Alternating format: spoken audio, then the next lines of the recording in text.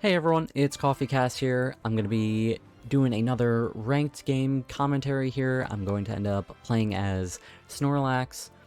If you missed my last episode, which this game was right after that one, you can click the card up in the top to watch that last one, but make sure you come back here for this one afterwards. So we're going to be going in as Snorlax here. As for my items, I'm going to have the Buddy Barrier, Focus Band, and Score Shield on me.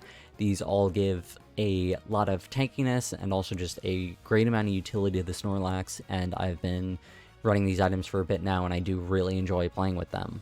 Getting into the game now, I am going to be heading top lane with the Vulpix, and you can see right here the Zeraora does take the first APOM, generally something you don't want to do because you want to make sure that your damage is able to get as much XP as possible, as quickly as possible. This way they can unlock their moves earlier on, just be able to put out more damage and hopefully snowball later on into the game. I head to the bottom bush to try and contest this Corphish, but Bubble does go in for our Vulpix, so I try and give a bit of support there. Does end up eject buttoning out, and I am able to score the Corphish anyway, but ideally I probably should have stayed there to try and bully the routes and get the Corphish instead.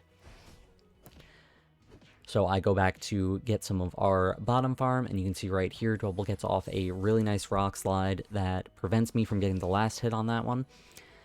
And Zeraora does come up here to provide support, ends up pushing the routes all the way back to berries, and we do go in on the point to try and dive a little bit with the Zeraora here, but without the Vulpix we don't have enough damage to accomplish much of anything other than get too low on HP to contest the bees. And you're going to see right up here, Zeraora is going to go up to the top. I could have grabbed a berry there, it would have been much faster.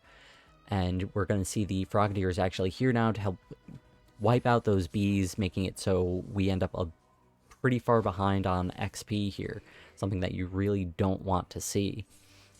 Zeraora does end up pushing hard here, but Vulpix and I are too far behind to really help out on that, so I'm going to go in and get a little bit of farm. So right here, I end up being very low. I notice they're focusing me, so I go for the rest to try and draw some of the enemy fire away from our Vulpix, who's able to just barely survive.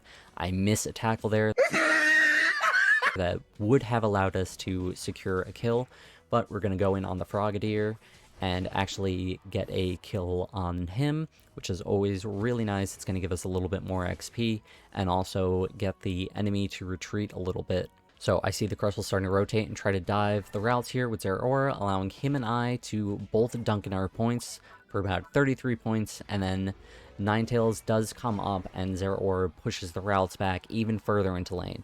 This lets the Ninetales drop in another 27 points, giving us a total of 60 onto their top goal. I do end up going back to base here and throwing a ping to my teammates to let them know that I'm heading bot lane, so this way it can help out to contest the Dreadnaw. It would be really good if I had Heavy Slam here, so I can just provide a lot more utility in preventing the enemy from getting that Dreadnaw, but sometimes you just gotta take it as you can. And you can see coming up here, it's mostly been a stalemate in the bot lane, as both our team and their team are at about the same amount of XP, and there's only 5 points on our goal with none on their goal. We do dive here on the Snorlax, and I try and signal to retreat as Machamp gets low. I do get my Heavy Slam here and use that to try and help Machamp escape, who then takes that as me initiating and tries to run back in. But with that little HP, he's not going to be able to do much of anything. I rest up in the bush here just to try and grab a bit of XP without using up the berries, because I know our Machamp is going to need it, and ping our Dreadnaw to let our teammates know that we should be on top of that. We managed to get a nice kill on the Snorlax, giving us a numbers advantage, and we start on the Dreadnaw, and I make one of my biggest mistakes of the game here. What ends up happening is I see my teammates fighting the Charmeleon and the Greninja, and being afraid that they're going to steal, I go for a Heavy Slam, but being that far away for just a few seconds was enough for Dreadnaw to recover a lot of HP, and when I could have knocked him out very easily before, I'm then unable to. We do get a KO there, mostly because of the Dreadnaw on the Greninja. I'm going to go back to base, rest up a little bit, just get some quick health. Once again, it would have been much faster to grab a berry. And we're going to just try and provide a little bit of protection to our Whimsicott before going back in on the Dreadnaw, We're only able to get off a little bit before my team goes up and gets distracted by that Snorlax. Here, what would have been ideal was for me to go up and try and hold off the Snorlax while Whimsicott and Machamp went for Dreadnaw. We are able to get the kill, but at this point, Charizard is back in. We got it down to about half HP, but that really was not enough, and the Charizard is going to wipe me and the Whimsicott out here, while Machamp gets in those about 22 points that he had. Had it been the Machamp and the Whimsicott on the Dreadnaw, they likely would have been able to get off a lot more damage a lot more quickly than just I could alone as a heavy slam rather than a flail Snorlax.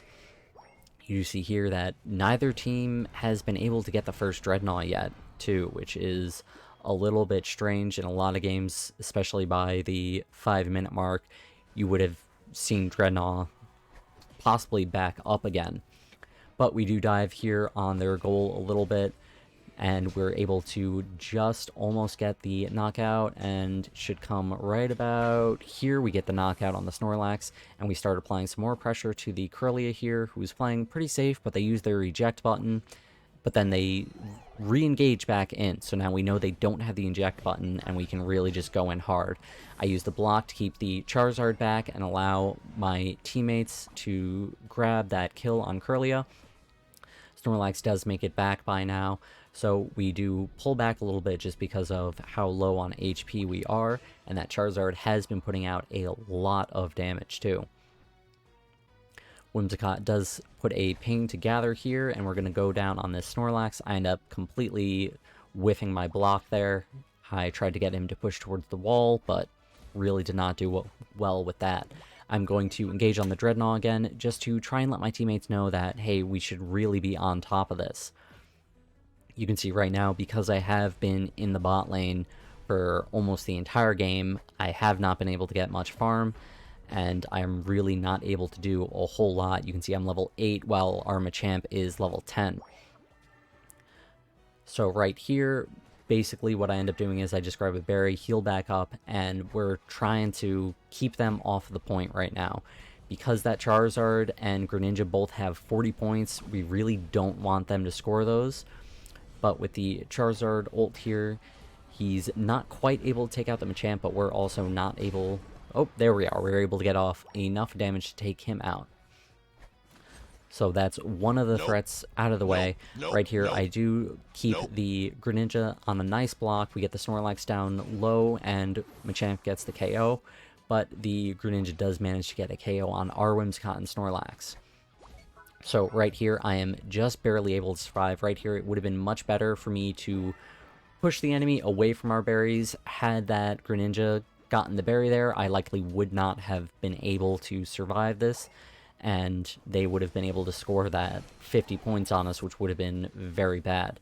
We do get the Zeraora coming in and the rest of our teammates in, so we're able to push them back off of our goal. I'm going to dunk in 40 points, and Whimsicott is going to get in 25, allowing us to take that bottom goal.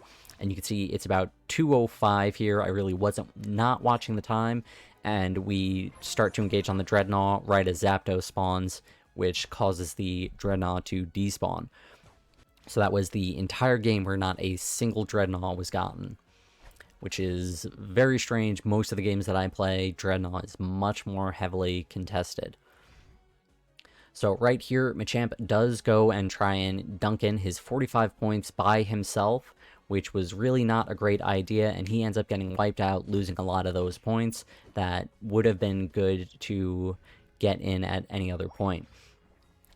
Whimsicott and I here do sit in the bush. We're just kind of waiting to see, because the enemy team is the one that's behind. They're going to be the ones who want to engage on the Zapdos, because they're the ones who really need it. We generally don't have to, because we're already in the lead. So right now, we're just able to completely CC the Snorlax out, and you can see our Zeraora does start attacking the Zapdos, which he really did not have to do. We were in the lead, and you can see right now, this is going to end up, you know, biting us, because he gets it down very incredibly low, and then a large amount of the enemy team is able to collapse in on him. They completely wipe him out while he's low on HP, and go in and finish off the Zapdos, giving them a great opportunity to score on defenseless goals. You can see here, since they did not capture our top or bottom first goal, they're able to very quickly dunk in 80 points from the Crustle. You can see the top goal is about to go with 100 points from the Greninja and another 100 points by the Charizard with only 10 seconds remaining. So right here, that's a prime example of why, if you're in the lead, you generally don't even want to touch Zapdos. You just want to keep the enemy off it or try to steal. Luckily, we do end up getting through with 427 to 380, but, you know, that really could have gone the other way had their Gardevoir been able to get up and get in that score. Hey everyone, thank you so much for watching. Make sure that you leave a like and subscribe if you want to see more, and you can find my socials down in the description down below. I'd love to chat with you during my next stream. But that's going to be it for me, so I will see you guys in the next one. Bye!